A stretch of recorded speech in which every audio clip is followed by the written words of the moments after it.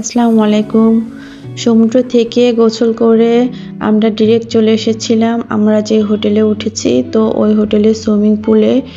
আর আসার পরেই রোশান সুইমিং পুলের পানি দেখে খুব খুশি হয়েছে, কেননা সে পুকুর, সুইমিং পুল এইগুলা খুব পছন্দ করে, যেহেতু অল্প পানি থাকে। আর এখানকার সুইমিং পুলটা খুব বেশি বড় ছিল না, ছোট পরিসরে ছিল।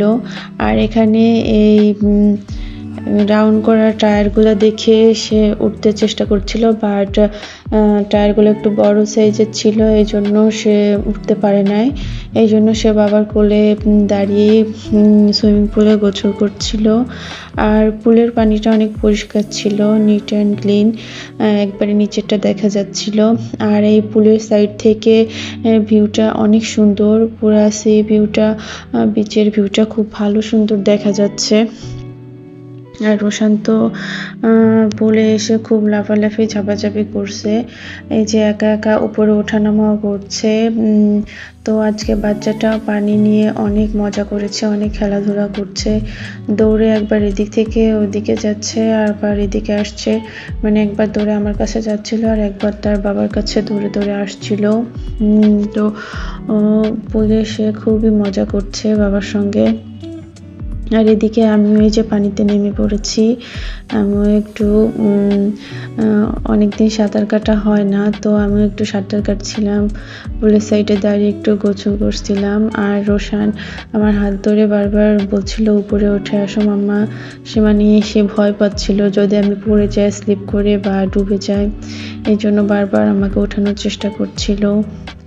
তো এই যে আমরা পুলের গোসল টোসল শেষ করে হোটেলে গিয়ে ফ্রেশ হয়ে ড্রেস চেঞ্জ করে এবার লাঞ্চ করার উদ্দেশ্যে বেরিয়ে পড়েছি।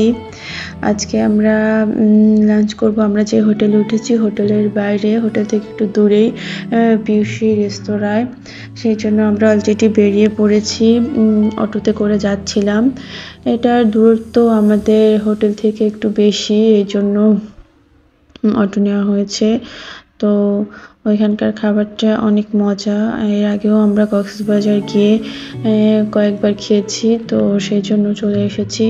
এই যে আমরা হোটেলের সামনে চলে এসেছি, আর এখানে আগে থেকেই আমাদের সবাই ওয়েট করছিল। তো এই যে ভিতরে ঢুকে পড়লাম, আর রোশান তো ঘুম ঘুম চোখে, প্রায় তখন লাঞ্চ করতে করতে আসরের আজান দিয়ে দিয়েছিল, 4টা বেজে গিয়েছিল। এই যে প্রথমে প্লেট ওয়াশ করার জন্য তারা গরম পানি লেয়ার লেবু সার্ভ করেছে আমাদের। তো এটাতে আমরা হাত আর প্লেটটা খুব ভালো করে ওয়াশ করে নিলাম। এরপর আমাদের লাঞ্চ চলে এসেছে। আমরা এখানে অর্ডার করেছিলাম ভর্তার একটা প্যাকেজ, আর হচ্ছে স্যালমন ফিশ আর কোরাল ফিশ, ডাল ছিল, আর এখানকার স্পেশাল বড়ির আচার, যেটা পিউসির খুবই স্পেশাল। তো লাস্টে আমাদের বড়ির আচারটাও দেওয়া হয়েছিল।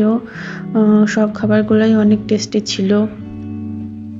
এরপর খাওয়া দাওয়া শেষ করে আমরা হোটেলে ফিরে একটু রেস্ট করে রোশানকে খাইয়ে সন্ধ্যার পরে আবার বের হয়েছি। এখন আমরা একটু বিচের দিকেই ঘোরাঘুরি করব, এই জন্য যে বাইরে বের হয়েছি, অটোতে উঠে গেছি। আর রোশান অটোতে বা গাড়িতে চলার সময় সবসময় বাবার সঙ্গে বসতেই পছন্দ করে, মানে বাবার কোলে চড়েই যেতে পছন্দ করে, সে বেশি কমফোর্ট ফিল করে, এই জন্য সে বাবার কোলে চড়ে যাচ্ছিল। আমরা এখন যাচ্ছিলাম সুগন্ধা বিচের দিকে। তো ওখানে বিচের রাতের ভিউটা দেখব, আর রাতে বীজটা অনেক সুন্দর লাগে। আর যেতে যেতেই আমরা এই যে অটো থেকে নামার পরপরই এখানে একটা ফিশের দোকান দেখতে পেলাম, তো এখানে একটু দাঁড়িয়ে গেলাম, সব সামুদ্রিক ফিশগুলো দেখা যাচ্ছিল। আর এখান থেকে একটা ফিশ, স্যালমন ফিশ ওজন করা হয়েছিল, তো এটার ওয়েট ছিল প্রায় 5.5 থেকে 6 কেজি। তো আমরা আর ওখানে ফিশ খাইনি, মাত্রই আসলাম একটু ঘোরাঘুরি করব। তো এদিকে অনেক স্টল ছিল, রাতের বেলা স্টলগুলো খুবই সুন্দর লাগছিল, তো আমি একটু ভিডিও করে নিচ্ছিলাম। এই যে সব রকম জিনিসেরই স্টল ছিল, এটা হচ্ছে শামুক, মালা টালা, তারপরে ঝাড়বাতি, এই জিনিসগুলোর স্টল। আর এটা ছিল আনারকলি, যেটা কক্সবাজার গিয়ে অনেক দেখা যায় বিচের সাইডে। তো আনারকলিয়া শসা ছিল, আর এই দিকের এই যে স্টলগুলোও খুব আকর্ষণীয় ছিল। এখানে বাচ্চাদের অনেক খেলনা ছিল। আর এটা হচ্ছে রাতের বিচের ভিউ। আসলে রাতের বিচে না গেলে বোঝা যায় না যে রাতের বিচটা আসলে কত সুন্দর। একাকিত্বভাবে যদি কান পেতে শোনা যায় নিরিবিলি পরিবেশে, তাহলে বোঝা যায় যে রাতের বিচটা আসলেই কত সুন্দর। সমুদ্রের ঢেউগুলো কিভাবে আছড়ে পড়ে কড়কড় শব্দ করে, এটা আসলে সামনে থেকে না দেখলে বোঝা যায় না। নিরিবিলি শান্ত ও পরিবেশে সমুদ্রের ঢেউয়ের এই আওয়াজ আসলেই অসাধারণ। আর রাতের বিচটায় আমরা যখন গিয়েছিলাম তখন প্রায় সন্ধ্যা তো বিচে অনেক বেশি লোক ছিল। এত বেশি লোক ছিল যে আমরা বসার জন্য একটু জায়গা পাইনি। পুরাটা যতটুকু সময় ছিলাম 2 থেকে 2.5 ঘন্টা, পুরোটা সময়ই আমাদের দাঁড়িয়ে ঘুরে বেড়ে কাটাতে হয়েছে। আর এই যে হচ্ছে এখানে রোশান ছোট একটা ট্রেন ছিল বিচের সাইডেই। তো অনেক বাচ্চারা চড়ছিল। তখন সে একা একা উঠতে ভয় পাচ্ছিল। পরে বাবাকে নিয়ে উঠতে চেয়েছিল, কিন্তু বাবাকে নিয়ে তো সে উঠতে পারবে না। তো ফাইনালি সে ওঠার জন্য খুব বায়না করেছে, তো আমি নিয়েই উঠে পড়লাম তাকে। তো সে খুব মজা পেয়েছে ট্রেনে চড়ে। আর বলছিল বাবাকেও উঠাবে, কেননা সে চায় বাবা মাম্মা দুজনেই তাকে নিয়ে উঠুক।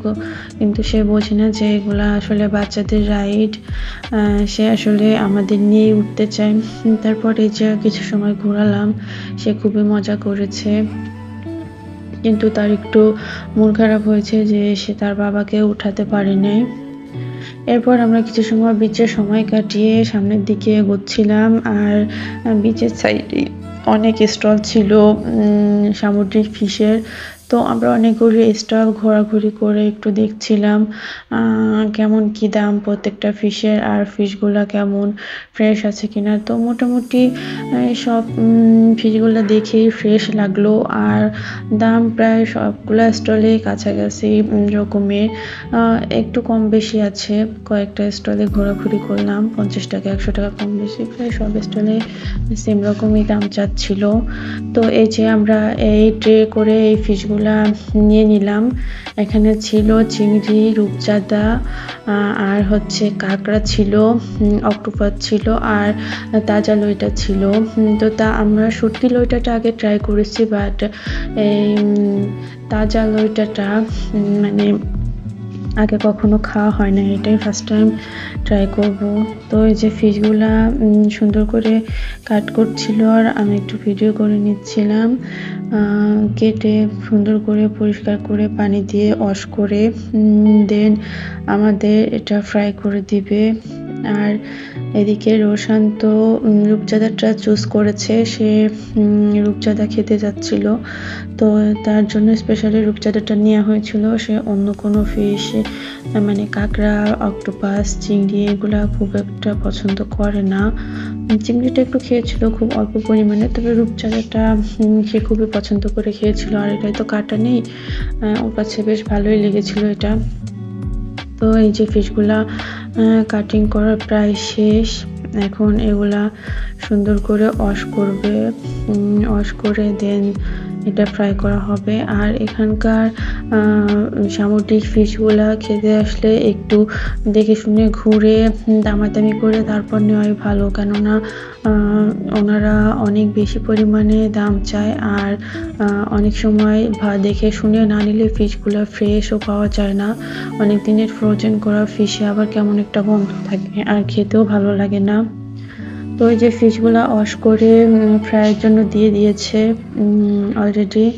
আর এই যে ফিশগুলা ফ্রাইয়ের জন্য প্রসেসিং করা হচ্ছে, তারপর আমাদের ফ্রাই করে দেওয়া হবে।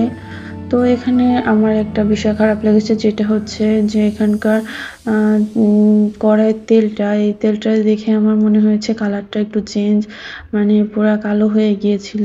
তো এটা একটু খারাপ লেগেছে যে অনেক দিনের তেল হতে পারে, বা কবের তেল ফ্রাই করা, এটার মধ্যে ফ্রাই করতেছে। যাই হোক, ফাইনালি ফ্রাই তো করে দিল। আর ফ্রাই করার পর আমরা এই ফিশগুলো ট্রাই করব। এমনিতে ফিশগুলো খেতে কিন্তু খুব টেস্টি ছিল। আর আমি ওনাকে বলেছিলাম একটু ফিশগুলো ডিপ ফ্রাই করতে, যাতে একটু ক্রিস্পি হয় আর খেতে মজা লাগে। যেহেতু এখানকার এই অক্টোপাসটা আর লইটাটা আমরা ফার্স্ট টাইম ট্রাই করছি। এই যে আমাদের ফিশ ফ্রাই চলে এসেছে। তো এটার টেস্টটা অনেক ভালো ছিল। আর এটা ছিল হচ্ছে রোলার ফ্রুটস আইসক্রিম। এটাও আমরা আসার সময় ট্রাই করেছিলাম। তো সবাই ভালো থাকবেন, আল্লাহ হাফেজ।